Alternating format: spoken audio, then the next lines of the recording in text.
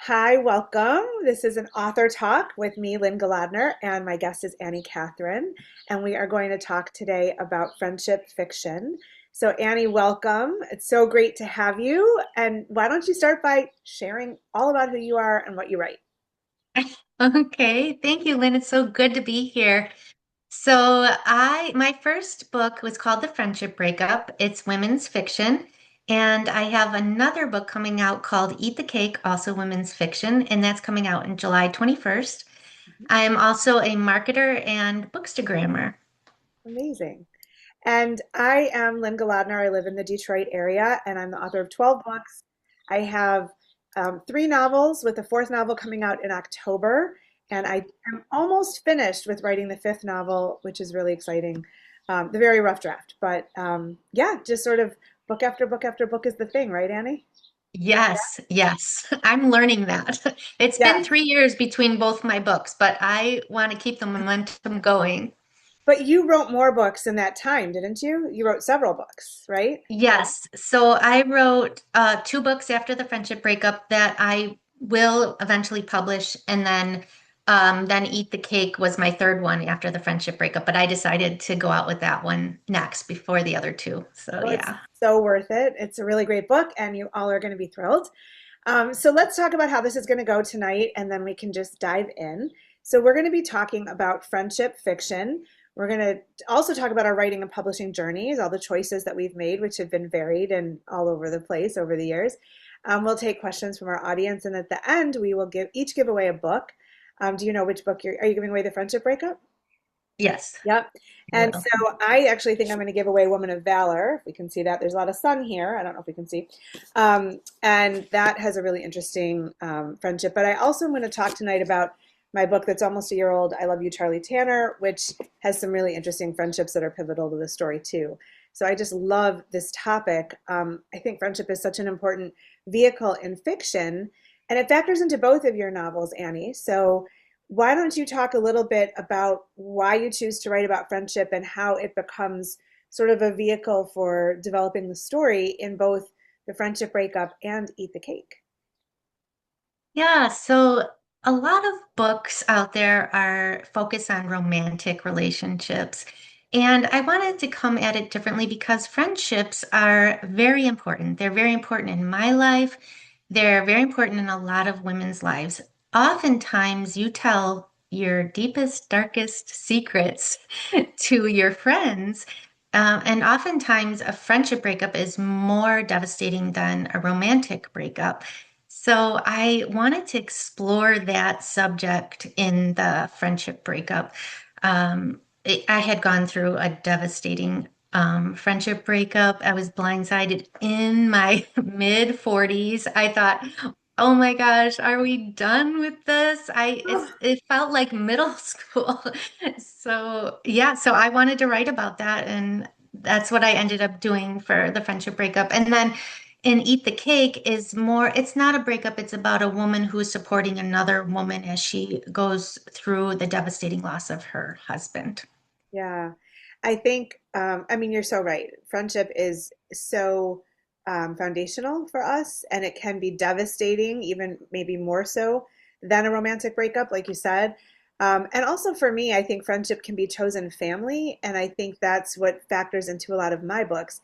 And so in Woman of Valor, where I have a protagonist who chooses to become Orthodox in Judaism, and so she's taking on a whole new community and a whole new life. She has a best friend who ends up living next door to her, and it's like a sister, and it's somebody who also came to religion as a choice, and so they can go through that together.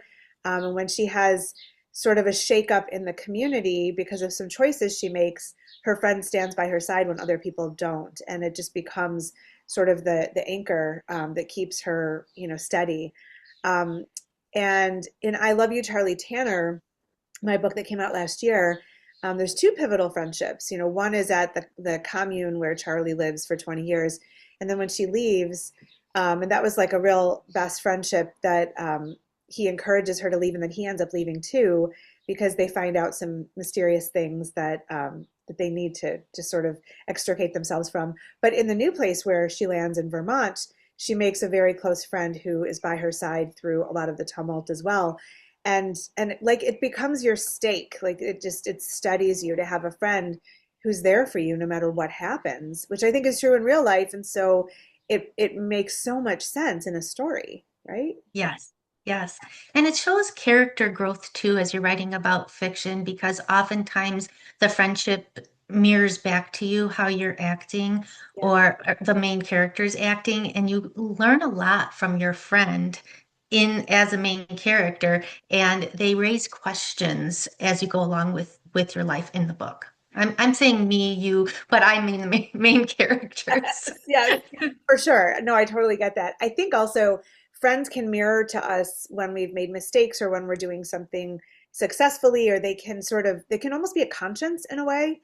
And I think it's a great way in fiction to sort of I guess work out issues through a friendship conversation or the friend calling the main character on her stuff or Yes, not letting her hide or lie to herself in a way. It's like it's yes. a truth teller that pulls the story out too, right? Hmm. Yeah. Right. That's exactly right. And the whole I love when you said the found family because it's a sense of belonging and community and not being alone. And it reflects real life when you write about friendships in fiction.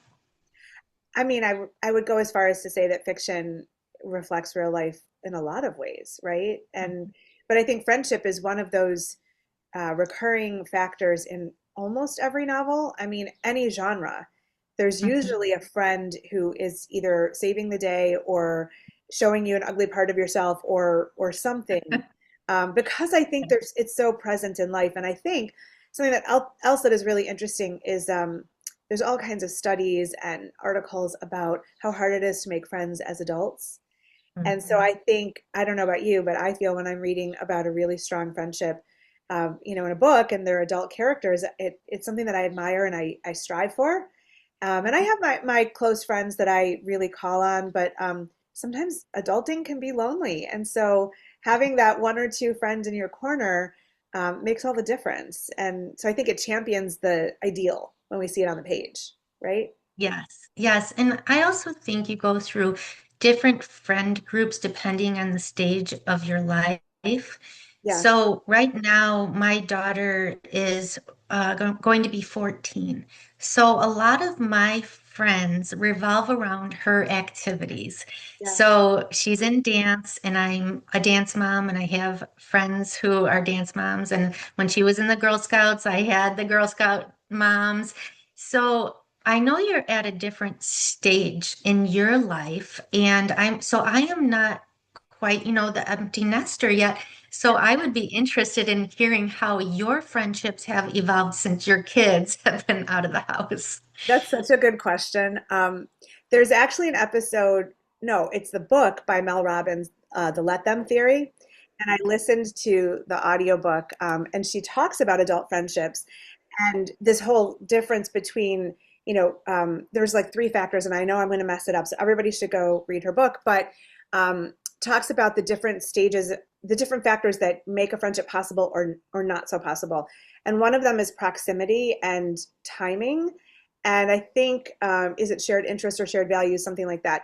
And so when you have these friends that are, parents of your kids' friends, you're just in proximity to each other. You're at pickup or drop off, or you're volunteering for the school dance or whatever you're doing. And I did all of that. And my youngest just turned 20 a few days ago, and so that stage is done. And I would say that um, I'm sure there are people that I know that were friends of mine through my kids' schools and activities, but they're not my closest friends. They were situational friends. And so my best friend, Katie, I met when we were in our 20s. We were in a poetry workshop together through the YMCA. We were the only 20 somethings. Everybody else was older. And we have stayed friends all through the years. She's like my soul sister.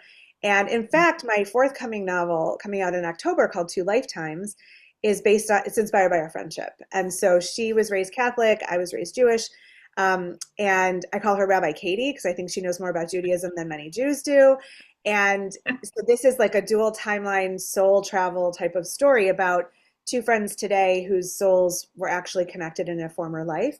And it's really based on us. And I just think that's how I Right. feel about, like, it's a soul connection when you have a friend Yes. like that, and it's rare. You don't find it in every friend, and it's hard to come by. But I would say that the majority of friends that I turn to now are from my activities. So writing friends like you. Um, I have a writing group here that I've been with for over a decade, and we meet once a month to critique and offer feedback. But now we do weekends away, like once a year, to write together.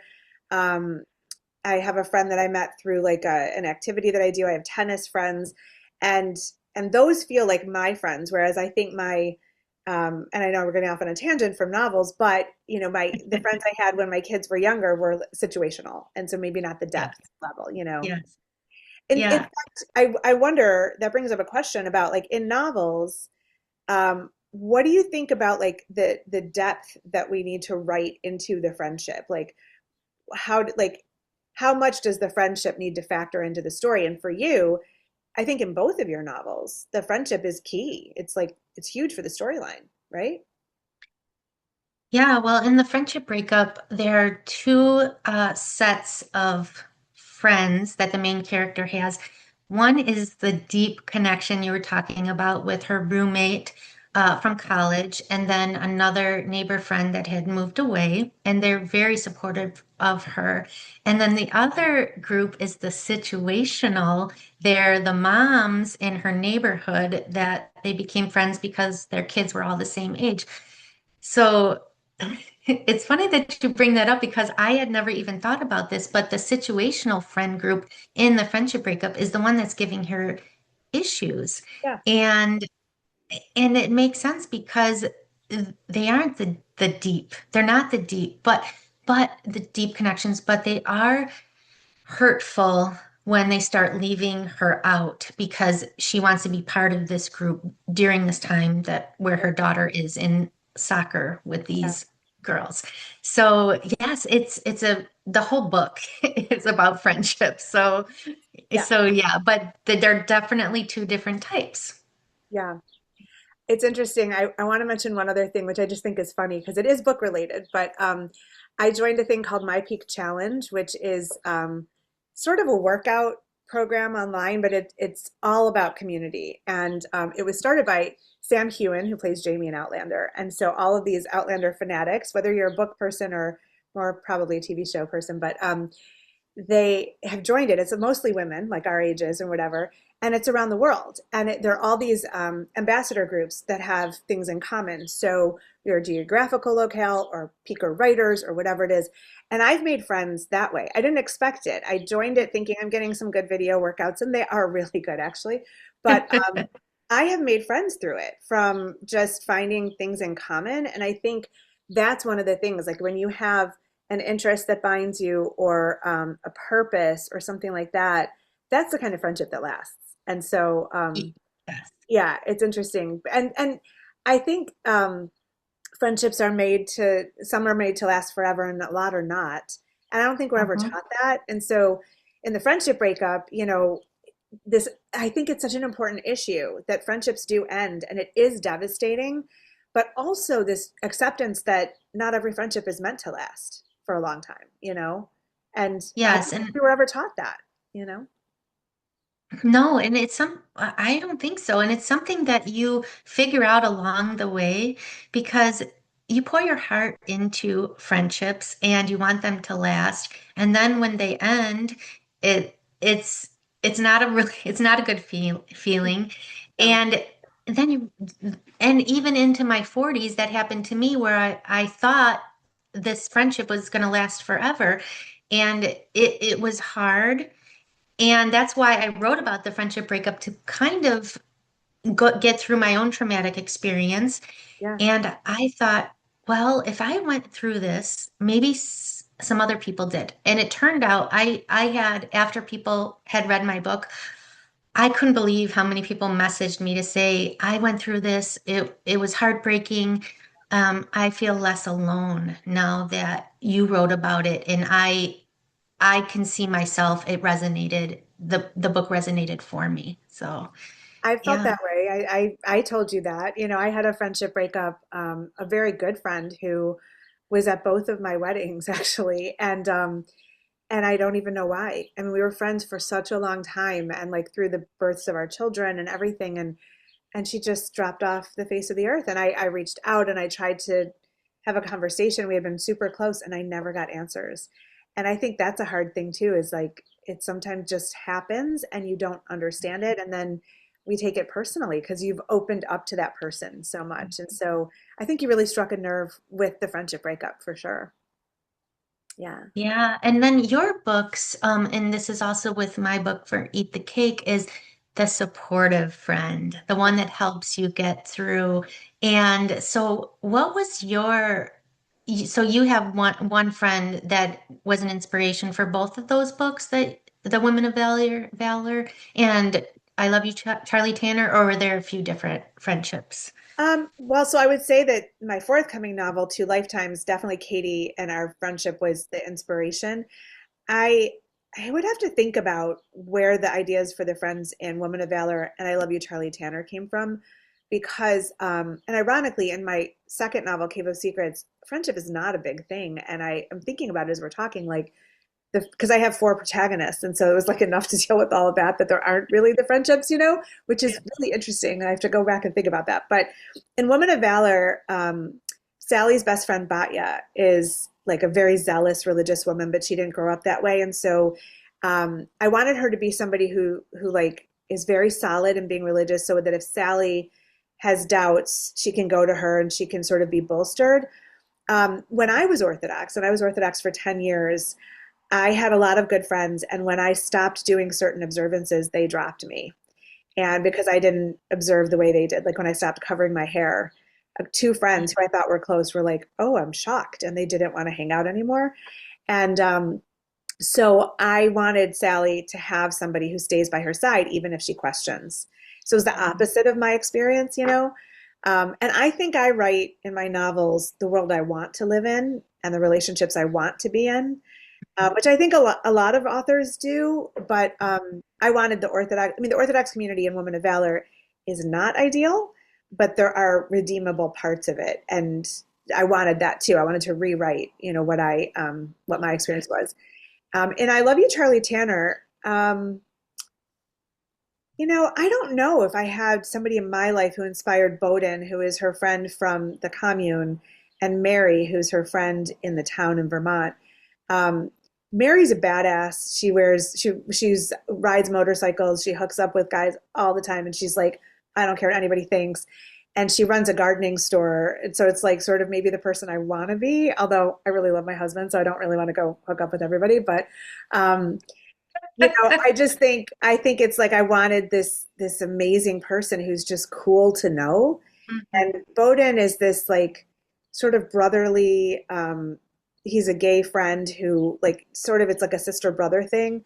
And they just help each other out because she has a really bad relationship in the commune. And so Bowden can be there to sort of tell her she's okay.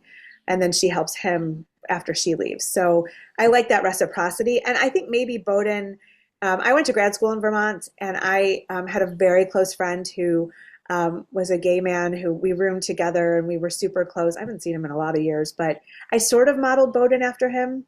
And it just was like this, it was like a brother sister. Like I loved him so much and it was just great. And so I think that was probably the inspiration. Yeah. Oh, good. Yeah. So, what do you think about female and male, like a female friend and a male friend? I don't know if I've read many books where, unless the man is gay, I Right. don't know if I see, I don't know, is that a taboo? What do you think? You know what? Maybe I should write a book about That's the next one, right? It's like when Harry met Sally, men and women can't be friends, Yeah, which yeah. is interesting to interrogate for sure. I think in women's fiction, it's usually a female-female friendship or a female gay-male friendship, which is Yeah. so interesting. I have a friend who writes lesbian fiction, lesbian romance, really, and the friendships are all lesbians. It's just a community of lesbians. So there aren't male friendships in her books, but it's interesting. Like I think men writing books, it would probably be a male friendship. I had mentioned to you before we started, for anybody who has watched Off Campus on Prime or has read Elle Kennedy's hockey romance series, one of the things that I really liked about the series, and I don't know if it's in the books because I haven't read them, is that the hockey players, and it's contemporary timeline today, they're in college, they're actually really good guys. Talk about writing the characters you want to see in the world. But being on the hockey team, they have each other's backs, and um, they're really there for each other. And I love that version of male friendship. I don't think I've seen that on the screen before, and I think it would be fun to play with in fiction. What do you think? I think so too. And from what I know about male friendships, they are centered around like an activity like hockey or Yeah, golf or watching sports. I it would be it wouldn't reflect reality, I don't think, if I right. wrote a book about men who just get together and I don't know, talk like women do.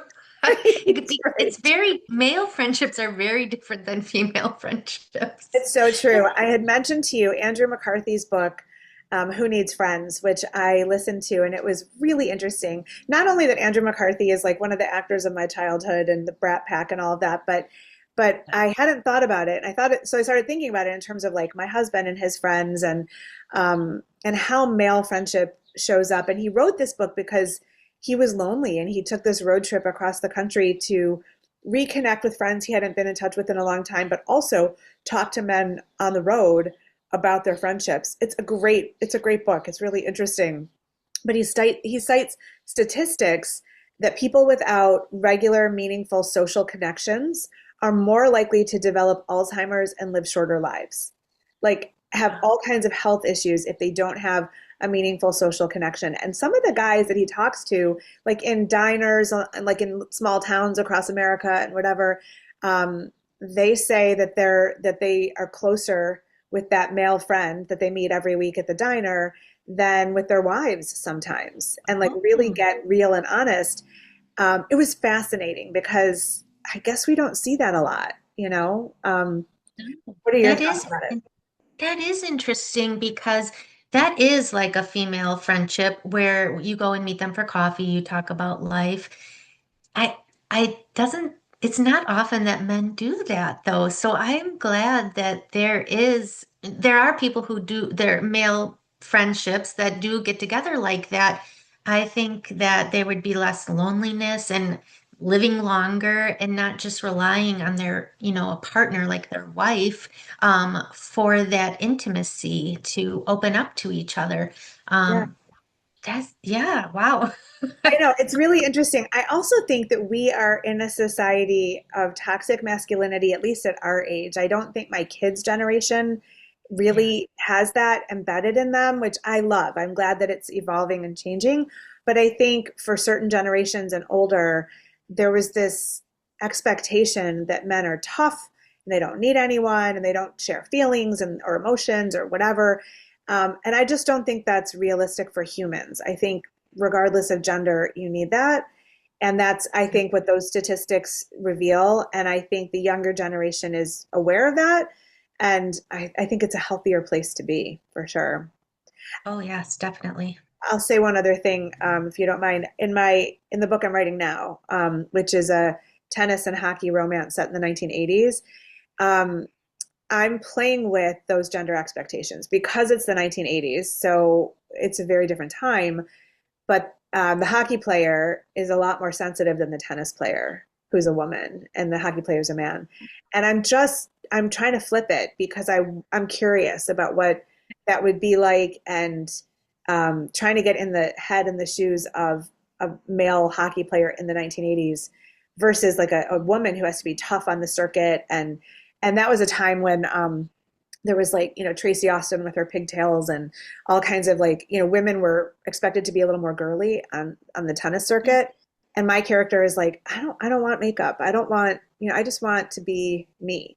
And that was kind of who I was when I was younger. I never wanted pink and purple, and I hated makeup. I still do, so I'm just sort of playing with it because I think we can in fiction challenge those norms and change the narrative too. I like that. I like being able to explore a different dynamic.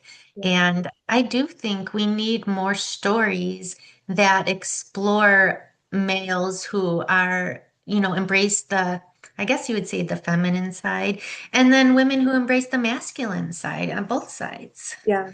Yeah. Um, so what do you think are some of the biggest issues in friendship that might be ripe for fiction or an interesting way to explore them? Well, I think, well, I love found family. I love exploring, because friendships are, you pick them. You're not born into a family. You pick your friends and you can just, I don't know, like develop a relationship without being obligated Yeah. to Yeah. develop a relationship. Sure. And the sense of belonging and I don't know, what other things do you think about when you think of friendship? I think friendships can make you better because Yeah. you can be totally yourself without having to fit into, birth Yeah. order roles or sibling dynamics or, I don't know. Parents often they feel like your behavior reflects on them, but in a friendship, you're just on equal footing. And so you get to be strong, you get to be quirky, you get to be fully yourself. I don't know many places where we get to do that. So I think that's a unique part of friendship that we could play with on the page too. Yeah. Yeah. I like that. So should we talk a little bit about our writing and publishing journeys? I know you've had so many great experiences. You want to share a little bit about your publishing choices?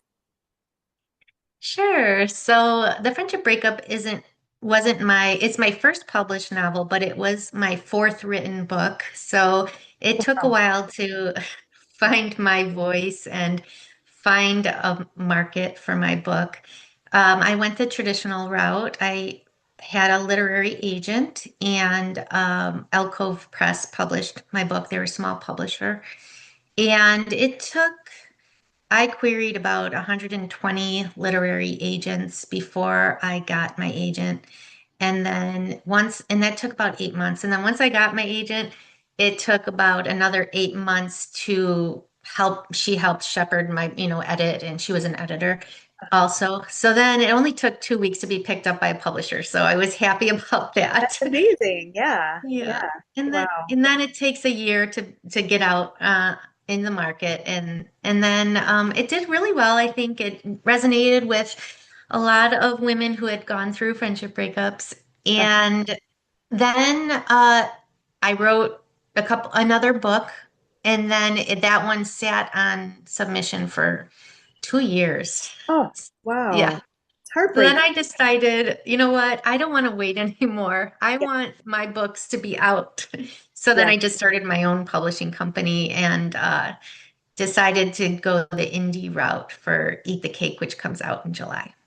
Are you excited? Do you like enjoy this journey or is it a mixed bag? So I'm starting to enjoy it more. Well, as an indie author, you have to produce your book. You have to get a cover designer. You have to have it formatted. You have to learn where to put it, like all the platforms. So it's a learning curve. Yeah. And I think the next time, hopefully, it will be easier. Like each time you do it, it'll be easier. Yeah. So, but it was challenging. I'm not going to say that it was a piece of cake, but I am enjoying it now. Yes.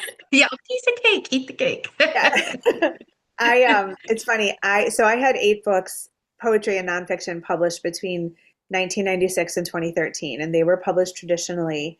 No queries, no agents. I mean, I queried publishers. They were small publishers that were specific to whatever that topic was or genre or something. And I saw them as labors of love. Like I was doing other work. I was a journalist and then I was in marketing, and I just thought, oh, cool, I wrote a book. Oh, cool, somebody wanted to publish it. I never had any expectations of making money. I got an advance on one of them, um, an $800 advance. This was in 2001, and it was a book about Jewish women and hair covering, what the tradition, like what the reasons are to cover your hair and the different ways. And it was an Israeli publisher, more religious publisher.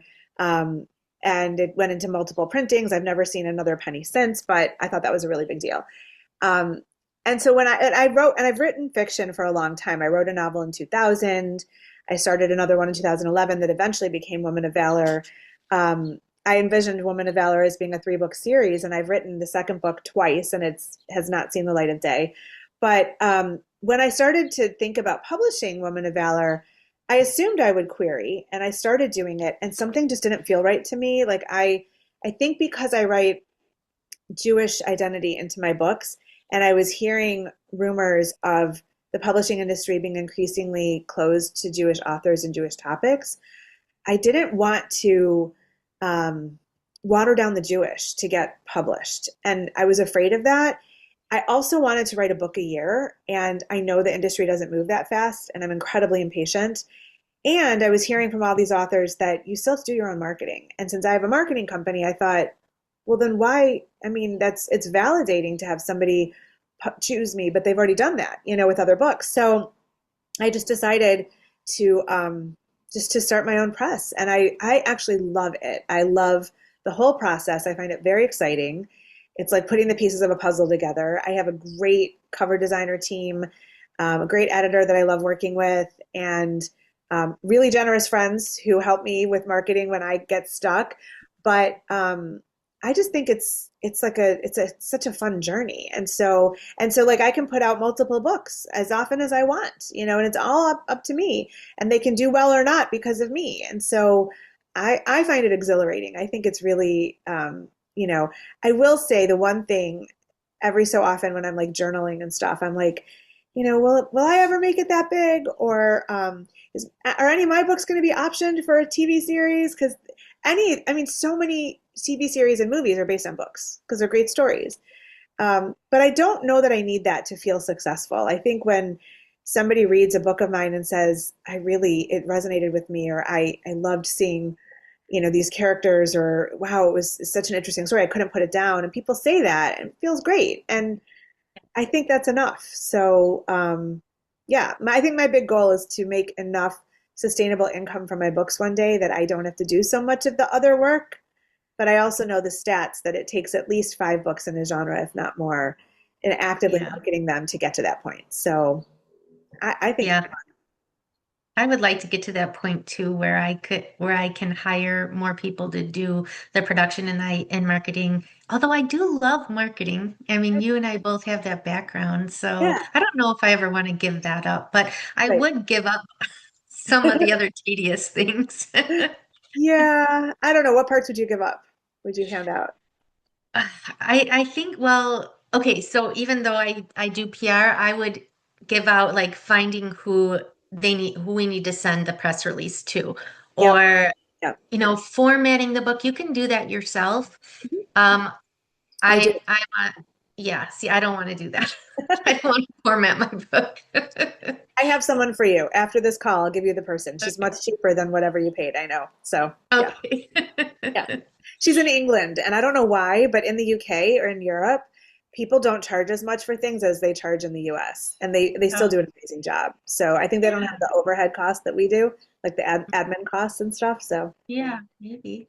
let's open it up to questions. If anybody on the call has a question for Annie or for me, we'd love to hear from you. You can just unmute and send it our way. I have one. So I don't write fiction myself, so I was just curious what comes first for both of you. Is it a setting? Is it a character? Is it something in the plot? And I don't know, maybe it changes from book to book. Annie, you go first because somebody's lawn mowing outside, so I'll mute. You go first. Okay, so for me, it's the character. Well, it's kind of the character and the plot hand in hand because I write commercial fiction, and so the character has to be overcoming something. And so I think about what in her life is she overcoming? So those two I think go hand in hand, and it's always about the character growth and how is she going to grow and how is she going to be better by the end of the book. I also, well, so the friendship breakup, although it's loosely based on my life, so I kind of already knew who she was. But she's not totally me, so don't, if you read it, she's a little neurotic. Yeah. For me, I think I have like a loose idea and then I develop the story and the characters around it. So for I Love You, Charlie Tanner, I knew I wanted a middle-aged protagonist who, sorry for the noise, you guys, middle-aged protagonist who loses a great love and processes her grief in the garden. And that's all I knew. Like I did not anticipate a murder. Oh, I also knew I wanted a hot rabbi that she falls in love with at some point. But that's all I knew. And so I had to figure out, what's the story? Who's the love? Why does she lose him? And because she's middle aged, she's 40, and he's 50. So why does he die at 50? And so this whole mystery sort of came up around it. I love gardening, and I'm like sort of obsessed with my garden, and so that was why I just wanted the garden to be a major feature in the book. Um, Cave of Secrets, when I wanted to write a book about Jews in Scotland, and so I started researching when I did a writing sabbatical in the Scottish Highlands in 2022, and I found these three interesting historical characters from the 19th century. And I was going to write a historical novel based on them, and then I decided I just want to write my own thing that I come up with, but it was inspired by those real people, and sent me in a whole new direction. But it was fascinating because I ended up learning all this about the Jewish community in Scotland, which I didn't even know existed. So I think I get a kernel of an idea, and the tennis hockey novel, like I'm so nostalgic for the 80s. So that was one thing I wanted in a book. And I play tennis all the time. And so I knew I wanted a book that had tennis as a thing. And then watching Heated Rivalry, don't laugh, it reminded me that I come from a hockey family. Like my dad played, my brother plays. We had Red Wings season tickets here in Detroit my whole life. And it was like what we did on New Year's Eve. And it's what we did like to celebrate. And it was very much a part of my life. And so that's why I said, well, let's do tennis and hockey together. Because in the 80s, those were two big things in my life. And so, and I just wanted to get back to straight romance after writing Two Lifetimes, which is it's a much heavier book. It's a friendship novel, but it's very much about, um, sorry, it's very much about hate, like standing up against hate, which is a very heavy topic. And so I said, I just need a light romance that has some very sexy scenes, and it's really fun to write. So thanks for the question, Wendy. So Catherine, do you have a question? yeah, I love the conversation about friends and sisterhood, and we've talked about this before, but I was thinking about both of your books, which I've read, the Eat the Cake and I Love You, Charlie Tanner. And the friend to me seemed like one of these people who's both truth and grace. Like sometimes you have in your life people who are just going to be truth, and then other people who are, they're just going to be grace. And so I was curious if when you wrote those people in as characters, if you had that in mind or if it just sort of naturally came out. That's a good question. So I I don't like to plot fully my books. I will plot the plot points, the major points, but then when I sit down, I let the story flow through me. So, and I actually don't do character sketches, which I probably should. So, what came through on the page is just comes through when I'm writing. And as far as in Eat the Cake, the Megan is the sister-in-law, and she comes to get Leah out of her funk because Leah had just lost her husband, well, like 9 months ago. And she's like, okay, this is enough. I am barging in your house. I'm helping you clean. I'm helping you get through this. And also, Megan is the sister of Leah's husband who died. So it's their sister-in-laws, but they're also friends. So yeah, there is a dynamic there where she needed to give Leah so it's like tell her she needs to give herself grace. It's okay for you to grieve. You have to let yourself grieve.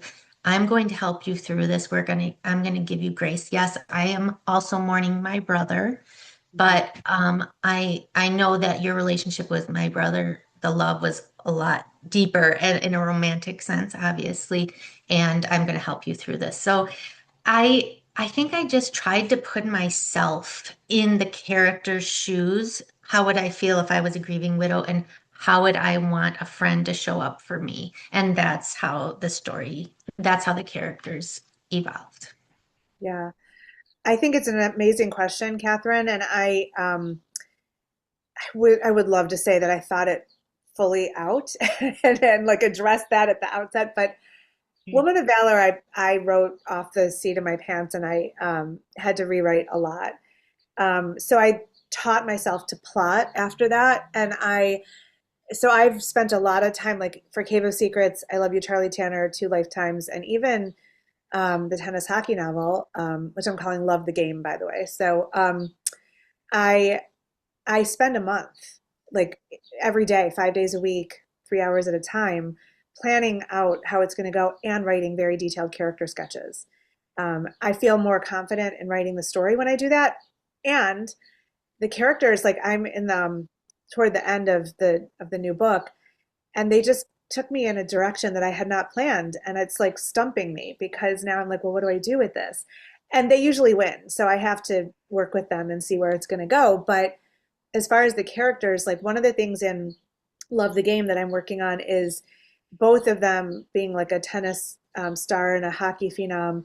They're very lonely because there's nobody at their level and they're young. And so when they come in as like everybody has all these expectations on them and it's all the competition and whatever, it's hard to find somebody who can relate to you.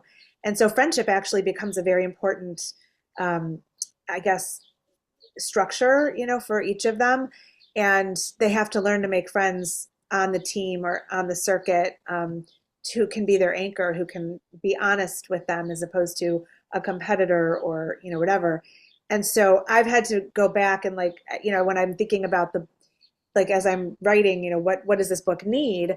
I'm like, oh, we need to bring back that friend. We need to, like, one of the tennis player plays against this woman, and there's like this tension between them. They end up becoming friends on the circuit, and it's grounding. And so I think it becomes truth and grace, but I think I don't start out with that. I think that just inevitably shows up for me. Yeah, it's a good question, Catherine. Welcome to Bonnie and Sharon, and we're just at the Q&A part of things. If you want to ask us any questions about friendship fiction or our books or anything of the sort. Anybody else has a question? Sorry for being so late. I had a phone crisis and I spent the last 3 hours at Verizon. Oh no. So, joyful afternoon. But I'm very interested in the topic of female friendships and how they're portrayed because there's not enough written about them and they're quite complex. Yeah. So I'm interested to hear whether any of you have written a book in which there's, two women friends who are battling competitiveness and envy and feeling hurt by each other, but also loving each other, and this is platonic. I just wondered if any of you have written characters like that in your books. It's interesting.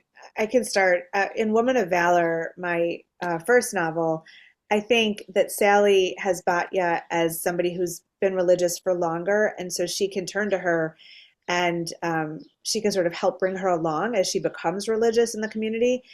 And there's not really competition. There's a little bit of judgment, I think, that, and I don't want to spoil anything for any of you if you haven't read Woman of Valor, but Sally makes a few decisions that are maybe things that she regrets.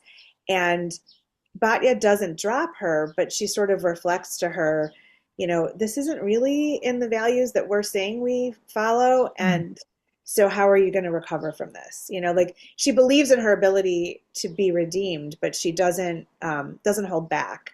So I wouldn't say it's competition. I think it's helping her to be her best self, like reminding her of what matters. What about you, Annie?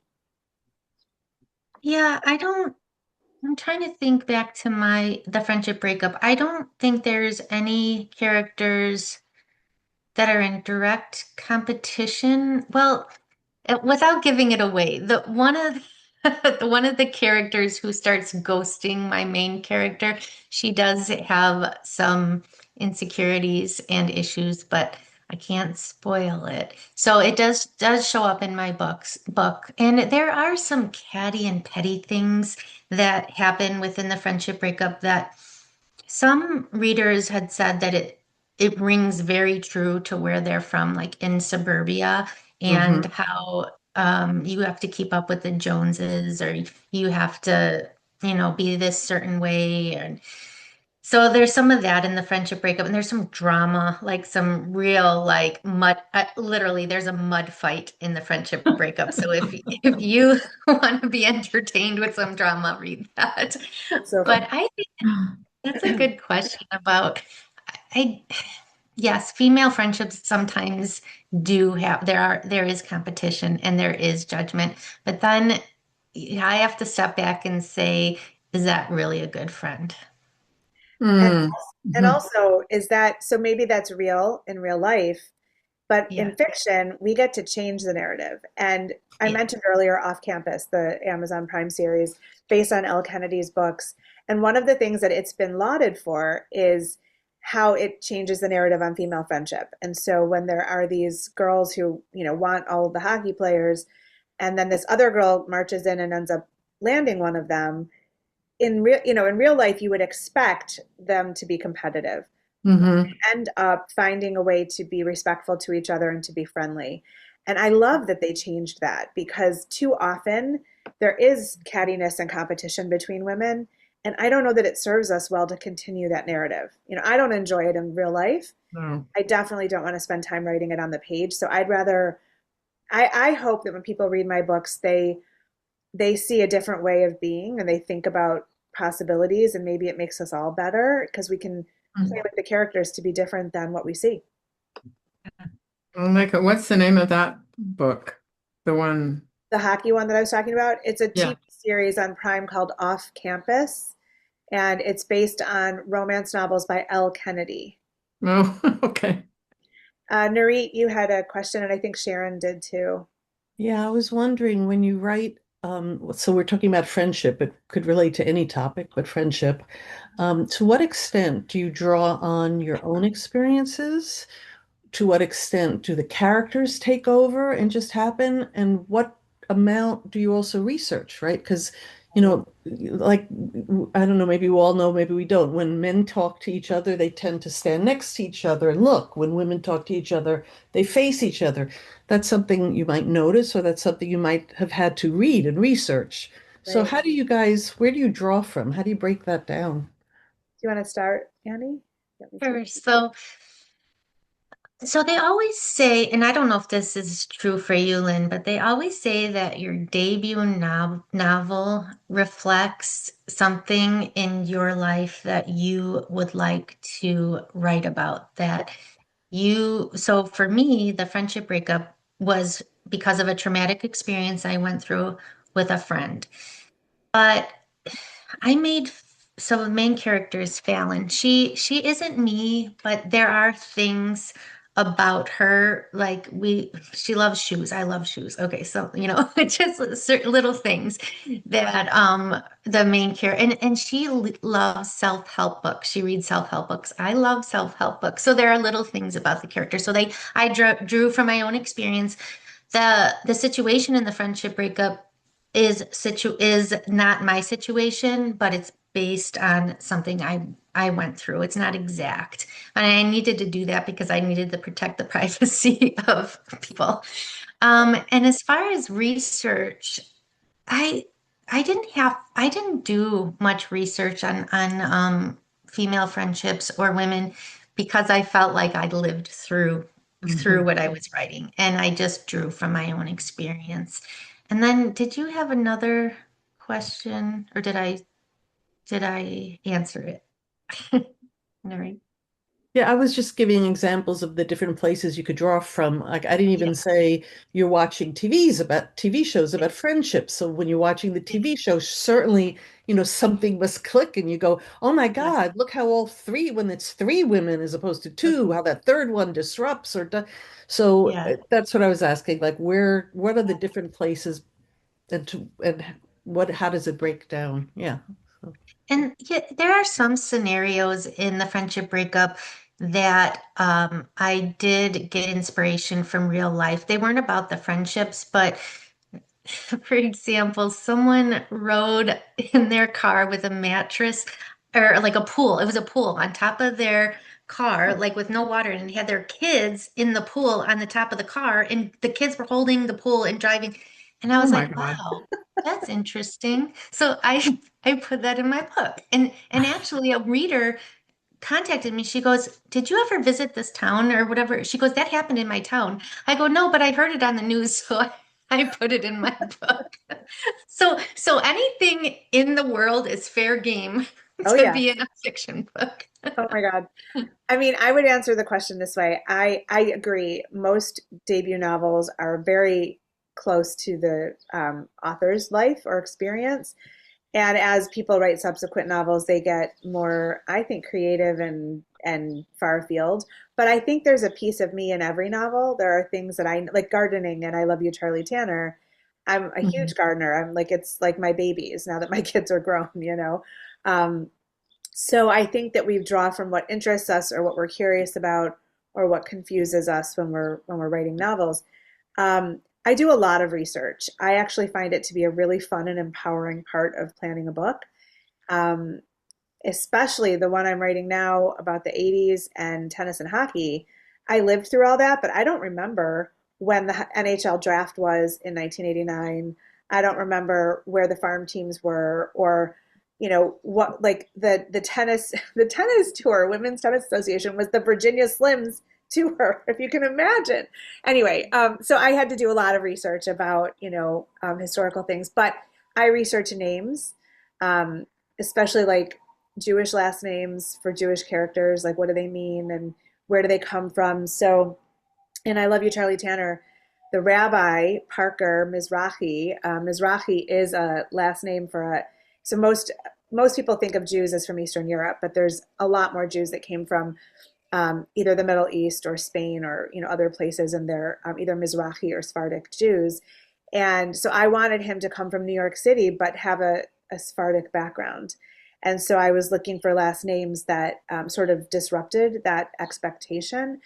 But his name is Parker because, and her name's Charlie because they like there's a jazz thing in the book and whatever. So Charlie Parker and all of that. But I look for names that might like in Cave of Secrets. I had to think of Scottish names. And I had to think of Orthodox names because Eve's father was raised Orthodox, and so I love doing the research. I love finding the foods or the music or the landscape. I mean, even in Woman of Valor, it takes place in Skokie, Illinois. There's always a Michigan connection in my books, but Sally comes from the Detroit area and she moves to Skokie, which is a very Orthodox community. And I've been there, but I don't know the street names. I don't know where the big stores are. And so I had to do that research and make it authentic. In Charlie Tanner, when Charlie's partner dies, and there's a whole memorial in Cape Breton where this commune is based. I talk about sort of the memorial and the food that's there. And I have friends from my Peak Challenge, which I mentioned earlier, who live in Cape Breton. And I asked them to be early readers to make sure and I've been to Cape Breton, but I wanted to make sure that it was coming across authentically. And they said, well, we don't eat those foods at memorials. Here's what we would have. And it was super helpful. So Interesting. sometimes my research is my own research, and sometimes it's asking experts or people in the locale to make sure that I'm representing it authentically. So, yeah. Sharon, did you have a question? I know you're on mute, but if you want to unmute, you're welcome to ask. You have to unmute your microphone. There you go. No, I didn't have a question. It's just that I came on so late and I see that this has been recorded and I know I missed a lot. So I'm hoping to be able to get the recording so that I can hear what you all had to say. Absolutely. We'll be sending it out tomorrow to everybody. Great. Yeah, Thank it'll you. be on YouTube, Great. and you can Okay. watch it as much as you want. Any last questions before we do a little bit of a book giveaway? All right. All right. So Annie, you're giving away the Friendship Breakup, right? And I'm giving away Yes. Woman of Valor. So do you want to choose your winner and then I can choose my winner? I mean, maybe you guys have both read all of our books, which would be amazing if you did. But if you win and you have it already, please gift it to someone, I guess I would say. You want to go first? Well, so how about we do, like, I'll do birthday. Okay, whose birthday is the closest to today? So, or just tell me like when your birthday is and we'll figure it out. Mine's in March 7th. Okay. Mine's April 7th. December Okay. 24th. November September. 24th? December September. 24th. So December. Is April the April. closest? April. Oh, and then Catherine's, when's yours? September? September. I put it in the chat. Yeah. Oh, Of course I typed I'm it. sorry, I didn't even look at the chat. Okay, Bonnie Thank gets my you. book. Okay. Thank you so much. Bonnie, if you could message in the chat to Annie your address, that'd be great. And then she can Okay, you're gonna mail me a physical copy? Oh my Yes. God, that's Unless you want- amazing. unless you want a different version, you know. No, that's fantastic. And then I guess I'll say, so for Woman of Valor, who lives the closest to Skokie, Illinois, other than Annie? So I do. I live really close. I know you do. I know. Is there anybody who lives what's the closest location to? It's the Chicago area. So tell me where. I have to be the farthest because I'm north of Seattle. Okay. Los Angeles, California. Ah, Nuri, Newton, where are you? Newton, Nuri, Mass. what are you? Vermont. Vermont. Okay, so is Vermont or Massachusetts closer? Newton, Mass. I think Vermont is probably closer to Chicago, right? I have no idea. Think so? All right, so then I'm going to send Woman of Valor to Nurit. That works. So thank you so much for being here. It's been such a great conversation. Annie, I always love talking with you and championing your books, which are amazing books. Yours too. Thank you. I hope that everybody here will have a chance to read any or all of our books. And please, whenever you like a book by an author, leave a review. It helps a lot. If you don't like it, don't leave a review. I have a policy. I never leave bad reviews because it's so subjective. But I hope you guys will join us on June 8th when I'm in conversation on an author talk with Catherine Matthews, who's on this call. We're going to talk about sisters in fiction. And That's great. yes, so please, if you haven't registered, I will send out the link when I send out the recording tomorrow as well. And we'd love to see you there on June 8th. And then stay tuned for more author talks as well. I'm going to be doing them throughout the year and into next year too. So I hope I'll get to see you guys again and again. It's delightful to see you in person, kind of, and Yes. hear you talk live. Thank you for this. So nice. Thank you both. thank you All right. both. Thank Yeah. you. Yeah, thank you. Lynn, I'm looking forward to seeing you in July. Me too. Me too. Thanks, Sharon. Okay. Bye. Bye-bye.